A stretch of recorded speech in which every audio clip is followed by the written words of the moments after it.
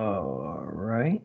And yeah, there we go. All right. So this is, we're now doing the recording for part 3 of today's security fundamentals, 29th of October.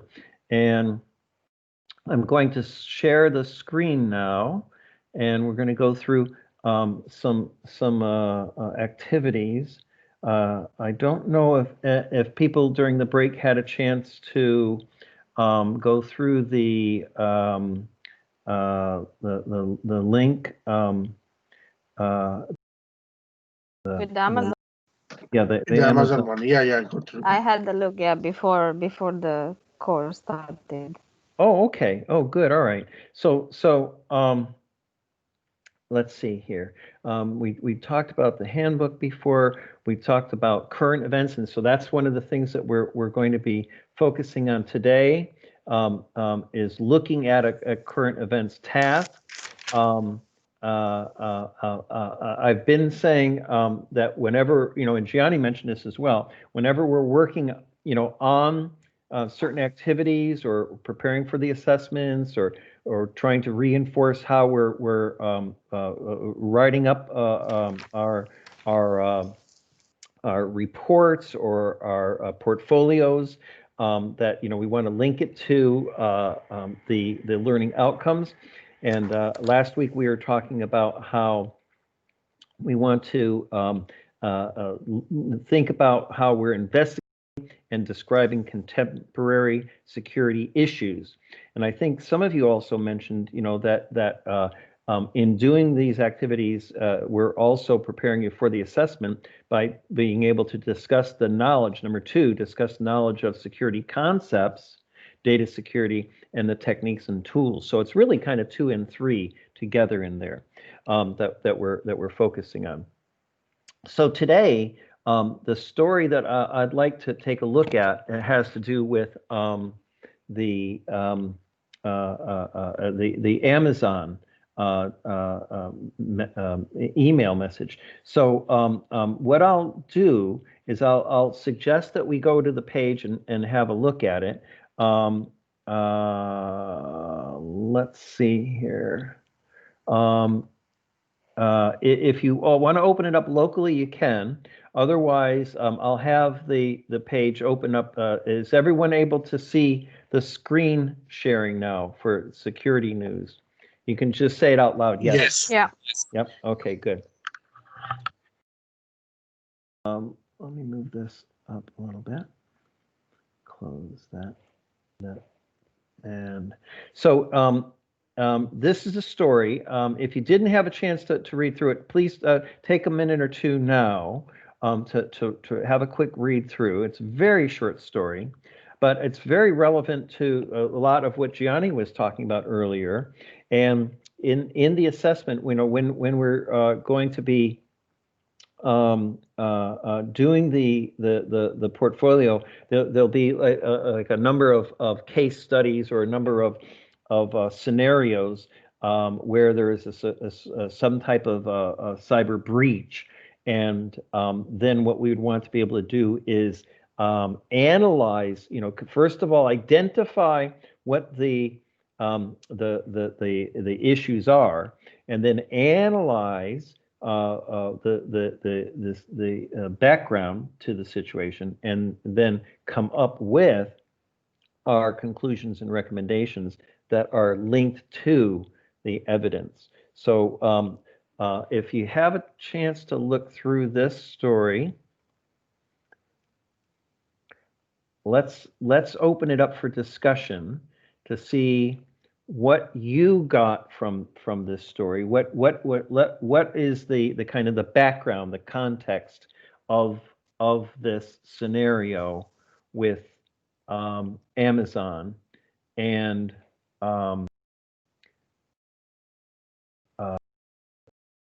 it's highlighted with this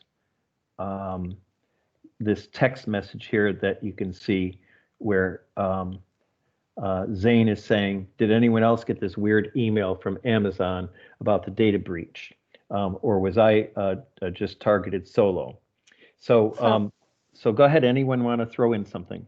Yeah, so it was a security incident of disclosure of customer email addresses to third parties. And the question that you asked, it was a software attack. It was more like a data breach attack. Mm-hmm. Mm-hmm. And violation of policies as well. Nice. Okay. So they also stated that the employees have been referred to the law enforcement, and they've been fired as well. Okay. Was that So one employee or many employees? I think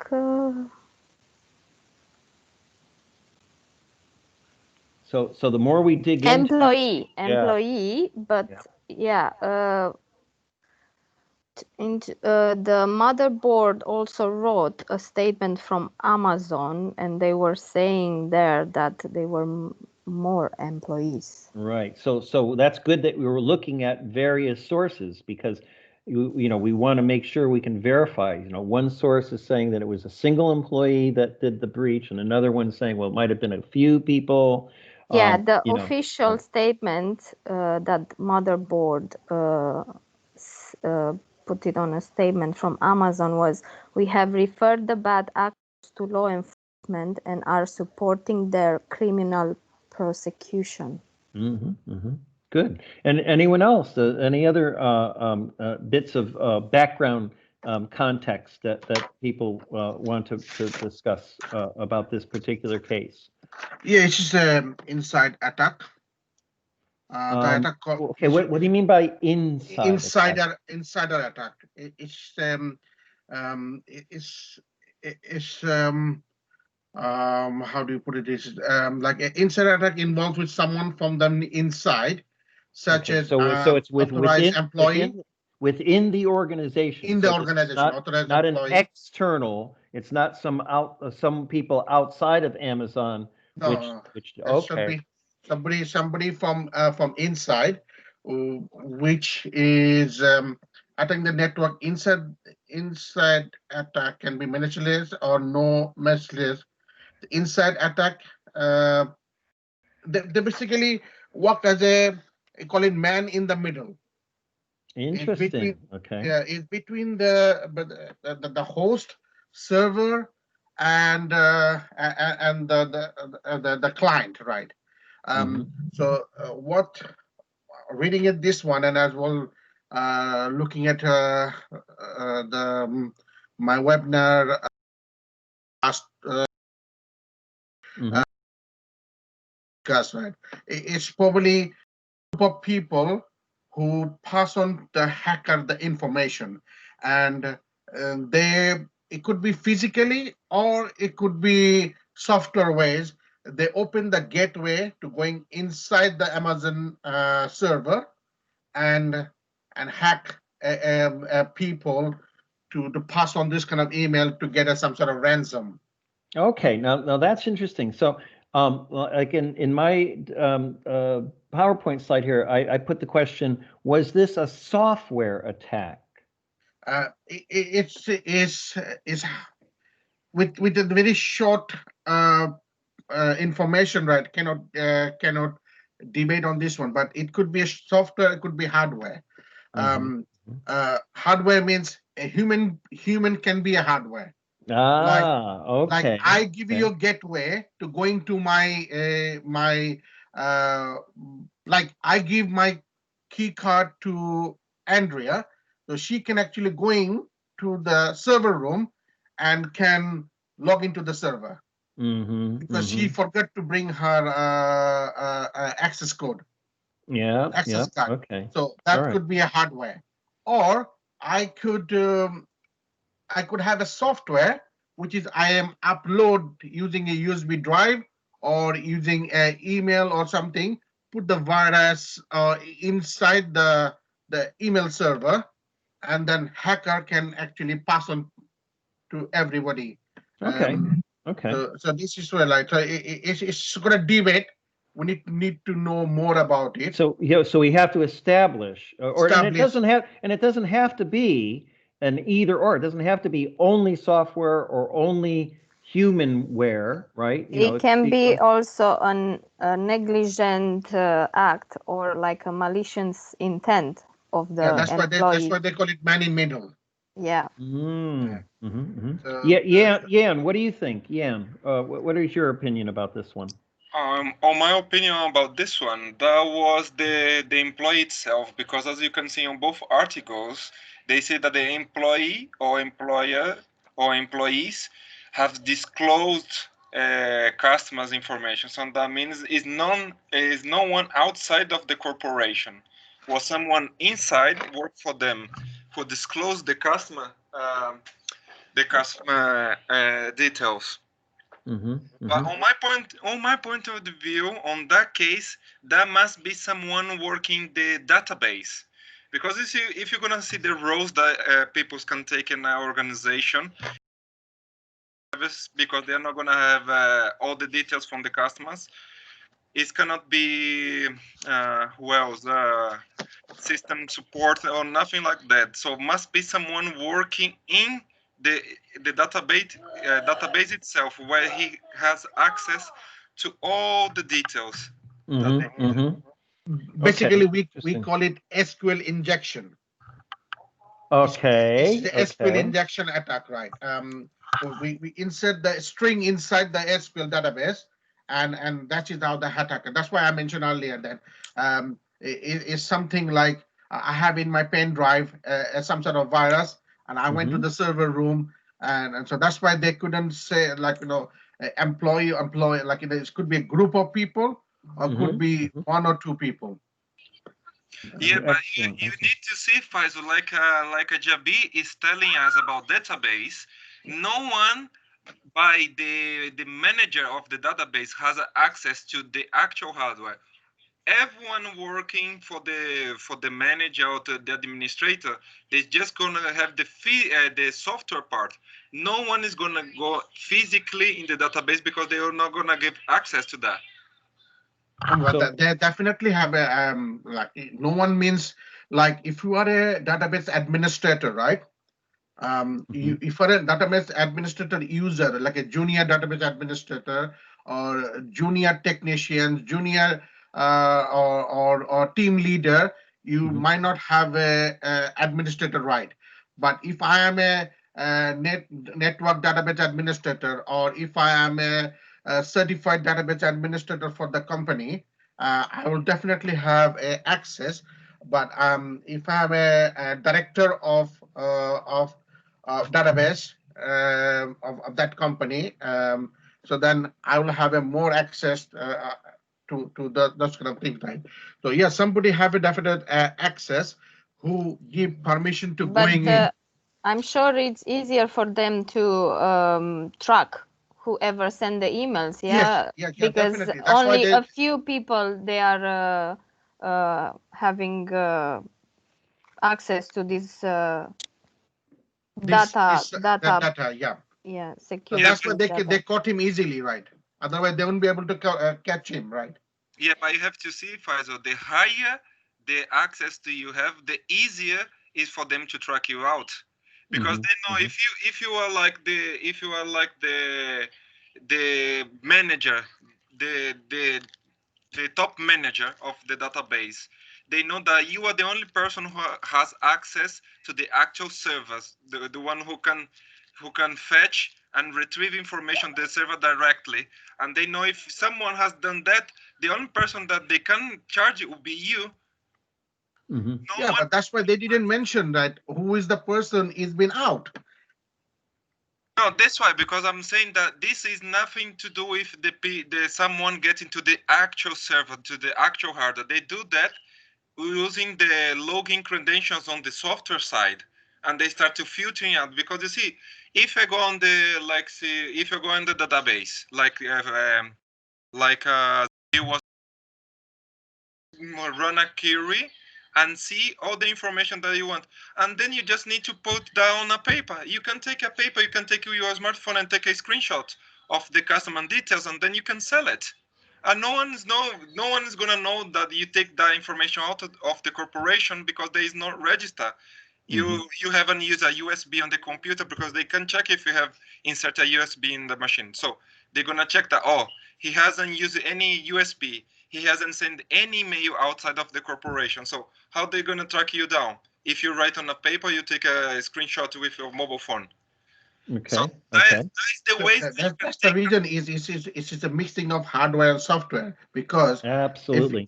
if you like thinking about you're the person who is in charge of it, and you're the only have access to it, right? And I did not use any hardware, but how do even though I take a picture, that also part of a hardware, because I'm using a hardware to get snap of it.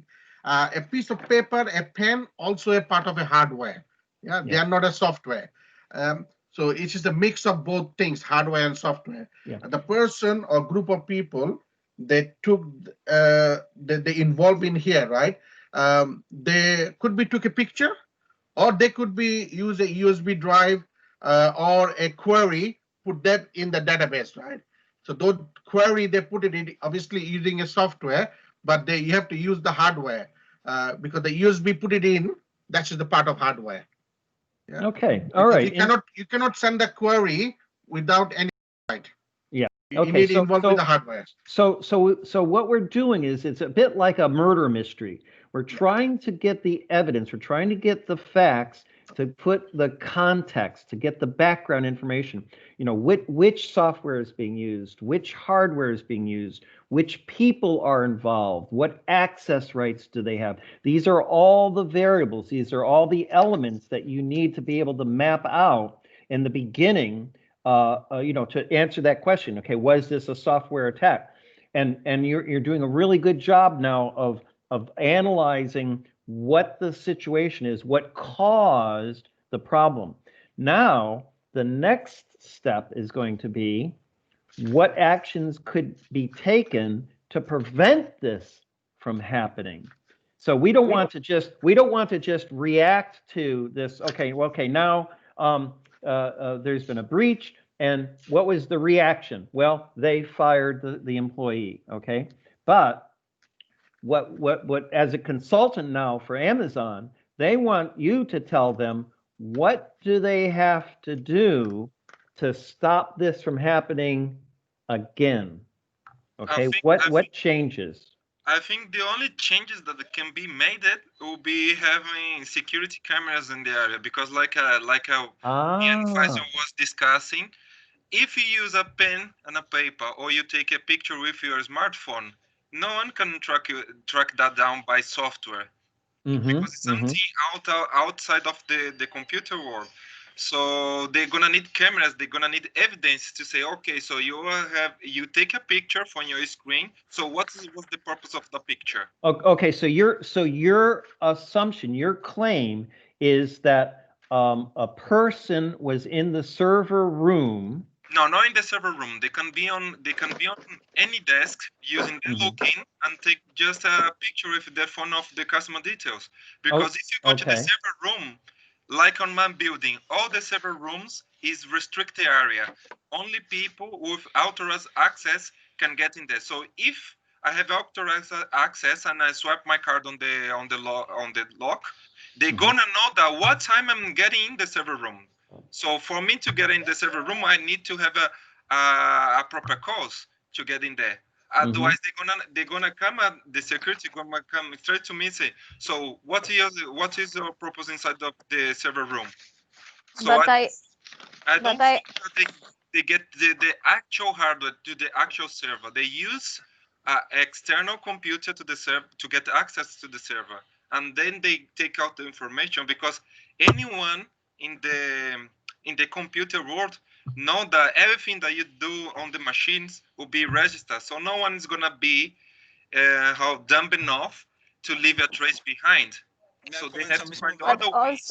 They are not stating also, you know, that the employee did this by mistake, by the lack of awareness, and you know, he just made an error, a mistake, and just send it by not knowing, you know. So this is another thing that you know, it's it's an employee that by mistake send it to everyone, and then it's a human error, and they need to make more trainings to the staff for the Okay. security Okay. tools So that they are using. part of your recommendation, part of what you can do to prevent this from happening again will be to increase the awareness or the training of the Yes, staff and because we don't know if this, like you're saying, we don't know if this was an intentional attack yeah, or or a or malicious intent, okay. Oh, or but it was just by mistake. I don't think so. That was by mistake, because if you go back on the article and you see the email sent by Amazon and then they wrote by the motherboard, they say that expressly that the employee disclosure the customer data. They don't say the employee by mistake. You can say that in both articles they say the employee disclosed the customer details. That wasn't by mistake. Their conclusion is that this was intentional. Intentional. It is Let- intentional, definitely intentional, Okay. and which is I took a point from Ian, which is he mentioned security camera. So we need to in place more security cameras, more secure thing. Also, I'll take Adrian's earlier conversation, which is the policies. We need to implement more secure policy, like who can go what, like more authorizations and other kind of thing. Like this They person need to can go have. this much of things, right? May I They comment need. something? Yeah, go ahead. Yeah, so guys, pretty much most of the times why these things are happening, why these you can say hacks are happening or breaches are happening, is or because of the human error. So a pretty solution to solve this is to have as much as less people as possible having access to these things and access to certain let's say emails, accounts, you know, logins. Like as less as people as possible, it is for the better, because usually there are always ignorant people. There are always people that don't care. There are always people that will be like, you know, innocent. They won't be like, okay, what can happen, you know? And always, it is a human error. Like most of the times, it's from the humans. These things are happening. So basically, you must rely most on things that are not human, like things you can like program to basically to avoid having a human doing that job. Rodrika, what do you think? Do you have any experience with Can I this say type of something? thing? Can I say something? It's just about the cameras, like Faisal was saying. In my company, the fun bit is that because of the policy, they cannot have cameras in the office areas. They can only have cameras in rest areas and corridors, because they say that no cameras can see customer details. Because even so that you have a camera to secure yourself, the cameras also can see the computer screens and see details from customers. So this why they don't have any cameras on the offices to prevent perpetrators from access Disclosure of data. and disclose customer details. Yeah, because of the shoulder surfing, they call it shoulder surfing. Yeah, that is very funny. You have cameras on the building, but you have non-cameras on the office area. So anything that has been done in the office area, they cannot see it. Okay, so Yeah, we would but have to be careful. Oh, sorry. Let me just jump in. no, I think they don't have camera just because of this, because it's too many things that happens in there, and some people can have access to the camera and to see details or anything like it, and they can access even from outside. Okay. After, I don't know. But an important lesson that we're learning here is that you can be an expert in the software, an expert in the hardware, but you need to make sure that in your report, so make a note of this, make sure that in your report that you are identifying how important it is to be aware of any of the company's regulations or policies or procedures, because you don't want to say in your report, oh, I recommend that we put a CCTV in. And then, you know, they spend thousands and thousands of pounds, put the CCTV in, and then all of a sudden you read the regulation is Someone that is suing them. yeah, data protection. Oh, I guess I didn't really, you know, think to look in the company regulations about that, you know. Oh, and so now, you know, your consultancy service has cost them, you know, £1 million, you know, lawsuit. So very important point, guys. Excellent analysis. Let me see if we can get any comments from people that have been a little bit shy. Ibram, you have any comments at all that you want to share with us? You don't have to, just to see if you have any thoughts. I think the employees also. Yeah, sorry, go. All right. Now, sometimes you can't just check that, like, when you receive an email, the sender, like the emails, like sometimes just be like dot, like it doesn't make sense. So you always just check the sender if it's the right, like, if it's coming the right company or not. So that's so your comment is a little bit about, like, I think it was Andrea said about training. You know, it's important that the staff are trained in but everyone should have a refresh course in terms of data protection, data disclosure policies. I mean, everywhere where you work, my husband working in construction industry, and he needs to do every 3 years a refresh course for the security and safety. And you made a course, but even for a job is the same, like a refresh, because people, they tend to forget.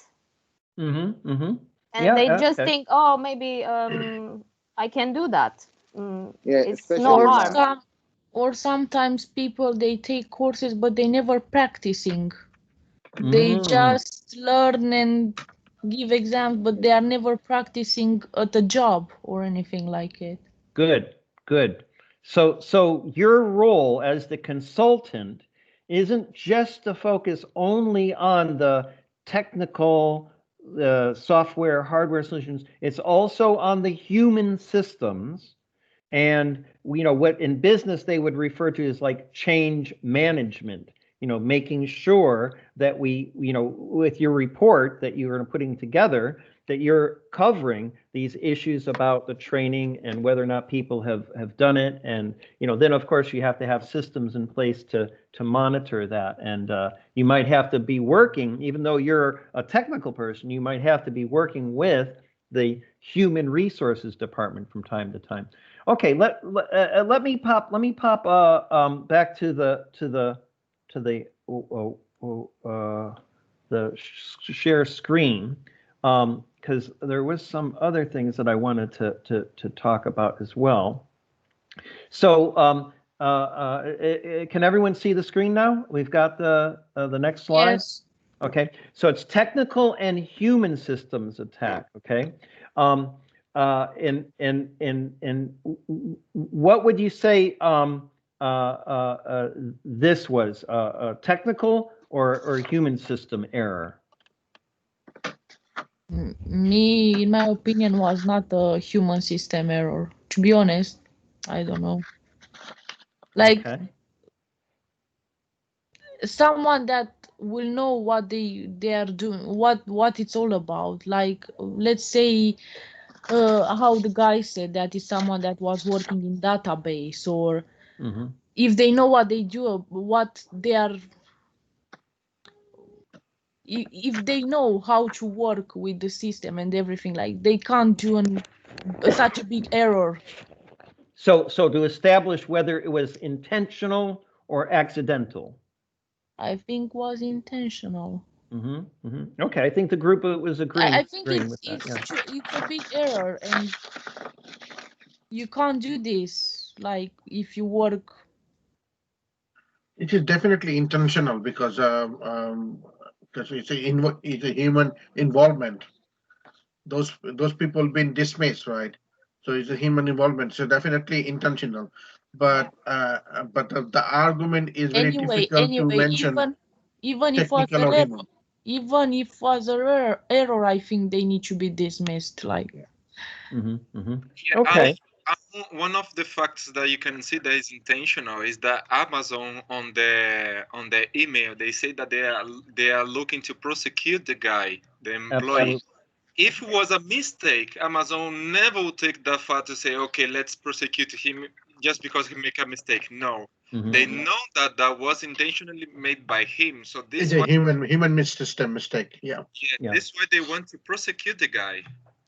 Okay, so again, we would need to know the company's regulations and the human resources procedures. You know, if this was the first offense and we were able to establish that it was not an intentional hack, but just the person was doing something by accident. Then of course your report wouldn't say recommend that we do legal prosecution, and so you want to make sure that you're looking at this problem from all different sides.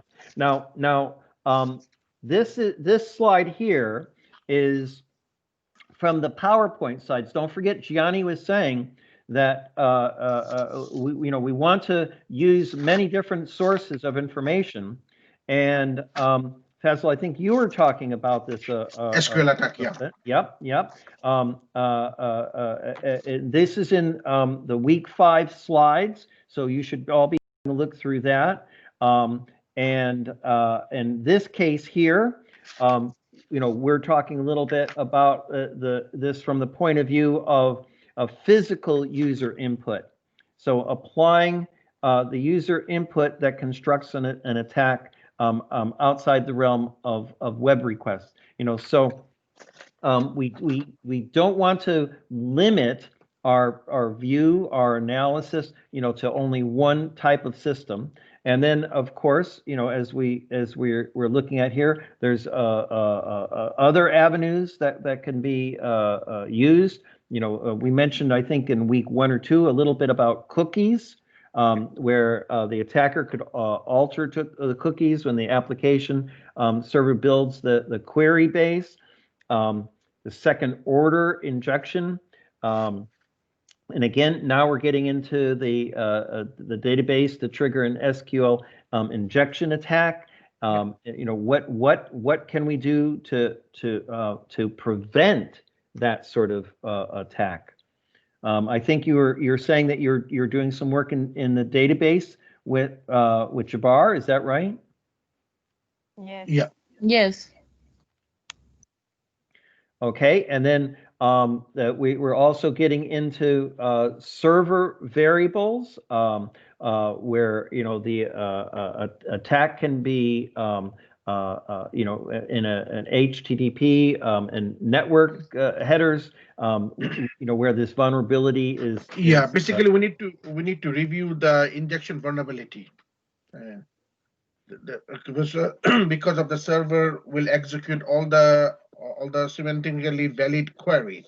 So if we do that SQL review the injection vulnerability, so then those kind of query won't be going in and attack, right? And normally people use MSQL database port 1433 to attack those kind of database queries. Okay, and now that's very good. You've given us some specific data that for that port. That's according to who? So is that just something you remember, or is this a specific? It's just my study. Okay, all right, that's good. I'm glad you remember it. But be careful. Cybersecurity. Yep, if you're making that recommendation for that specific port, make sure you link that then to the source, of that information. I'm not saying you're right or wrong. I'm just saying that that's an example, of where you would want to make sure that you are supporting that recommendation, with some evidence. Okay, and then lastly here we have about the user input. Now, another thing that we can have a quick look at is looking at an example of applying some security to some software. So for example, if this was an Excel file that the person was trying to access in order to get these email accounts information, how many of you are familiar with using Excel? Let's do a quick show of hands on that. How many of you, just do a yellow hands up, are pretty confident about using Excel? Okay. Oh, Johnny's got his hand up. All right. Some of you have, and some of you haven't. All right. So the people who have their hands up, the meaning, like that they're pretty confident about using Excel. What we'd like you to do is work with the groups. Later on when you're breaking off into your study groups and you're talking about things and you're working together. What we want you to do is we want you to kind of help each other if you haven't put into practice some of these things. So in this case, we can put in some interventions in our Excel file in order to be able to get that to be protected. And there's different levels, there's different types of protection that we can do. So for example, I've got a link here that I'll put into the text chat, and you can open up. I don't think we'll have enough time. I was going to show you the video, but I don't think we're going to have enough time to actually do the video. As usual, we're running out of time here. Oops, sorry, I think it's too big again. I think you can still click on it though, can't you? Let's try it again, a little bit smaller this time. There we go. Okay, so you can click on that YouTube video and get a chance to see that. But what we'd like you to do is we'd like you to actually go in and apply some of these data protection techniques and using Excel. For example, one of the techniques there that we're talking about is to protect the content of the workbook. All right. So what does that mean to you? What do you think it means to protect the content of the workbook or the worksheet? Nobody has access to modify it. Oh, okay, excellent. Right. So only to read it. Right. Okay. Excellent. So it could be read only. So we've got different levels. Especially, I work as an account assistant a few years ago, and when we send the documents to the clients to verify the information, we send them read only. Excellent, excellent. That's a brilliant example. And there's more and more now of this, isn't there? Because if you're using things like SharePoint or the putting files up in the cloud, so that everybody can have access to the data, you don't necessarily want everyone to be able to change the data, and that's important. So what kind of security protocols could you put in place if you had the file there, but you wanted to say some people to be able to change it? What could you do? We can do password protected, right? Okay, brilliant. Yeah, so also we can do like a cell can be locked, or column can be locked, format cells can be locked, and then we can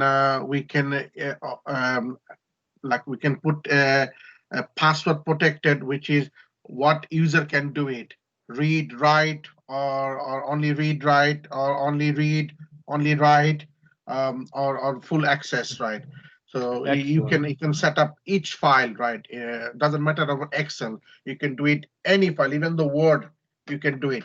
Like if I want to send you a file and I don't want anybody else to look in that file, so I can do a password protected. So only you put that password, and then you can access to that file. So any amendment happening, so I know you're the only person who and any kind of things. So now that's why they're using like e version, like they're sending you e-document sign. Nowadays they don't come to your house to sign document. You can actually send it through via email, and you can do e-signing and everything, which is all Yep. password protected. Excellent, excellent. Okay, so as an activity for next week, what we're going to ask you to do is to create an Excel file and actually put in some of the protection that they're talking about in the YouTube video. Or you know, of course, you do more research. You can look at other techniques and other ways. I'm suggesting an Excel file, but you know, like Fazl's saying, you know, you may want to, you know, look at using other types of file types, you know, and implement some protection that way. And then for next week, then what we'll ask you to do is we'll ask you to demonstrate. We'll ask you to do a screen share, and you can show us one or more of the security implementations that you put into that. So having this type of protection in the first place may have been a way of preventing this accident from happening with Amazon in the first place. You know, where if the people didn't actually have access to be able to open up the information, then they could have prevented that from happening. All right. So any questions about this task, this homework for next week then? We're looking for everyone to provide us with a sample to demonstrate. We're actually going to ask you to open up the file, open up the Excel or the Word or, you know, whatever Office document that you've got, and then show us what intervention, you know, what security protocol you've put in place for that. And it can be as complex or simple based on your experience. If you've never done it before, you may want to just do, you know, simple password protection, you know, for the entire worksheet. Or if you're a bit more sophisticated, you may want to look at doing specific columns or fields for the protection. All right, no questions about that? So everyone's okay? And it doesn't have to be, you know, a lot of information, just, you know, just to show us that you can apply this information that we're talking about. Okay, and we were talking about this with Gianni, and then also last week about, you know, validating that information. So I gave you one sample of YouTube file that you could use as a reference on using this certain technique or this certain approach for securing the data. But you may look at it and say, all right, I'm not so sure, you know, if that's the best way to do it.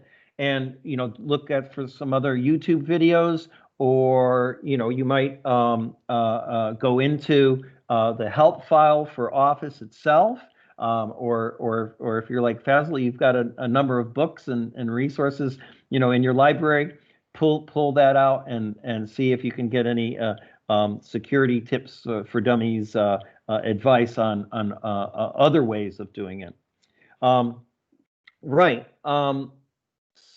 So we've only got about 10 minutes left, and we're going to do that exercise that we missed out last week, which is the 1-minute essay, where I'm going to say in just a minute, share with us something that you've learned about security fundamentals over the last week, and we're going to say we have 1 minute. Ready, begin.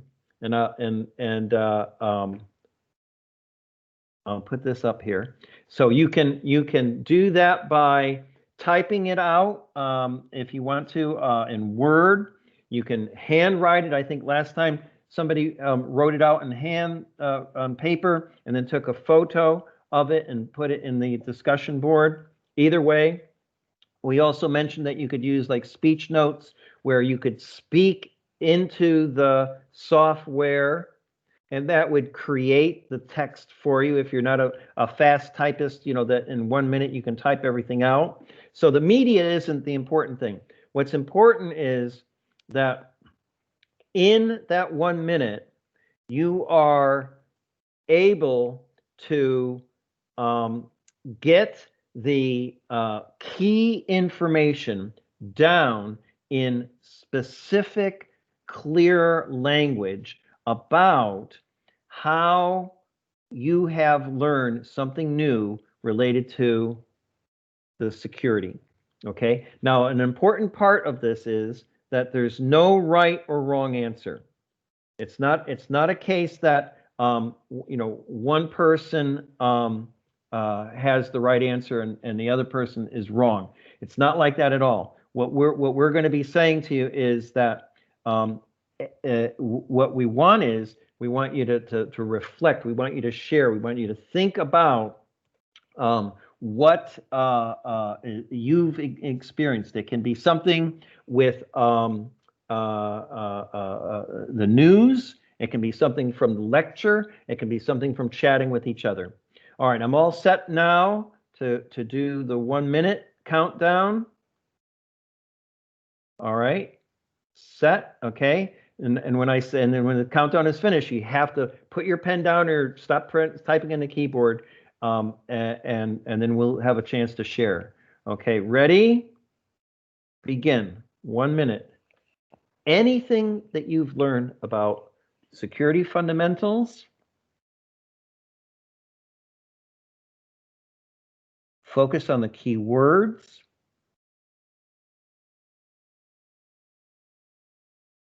but then also remember, we don't just want your opinions, we want you to link that information that you've written to a source. Halfway there. Keep writing.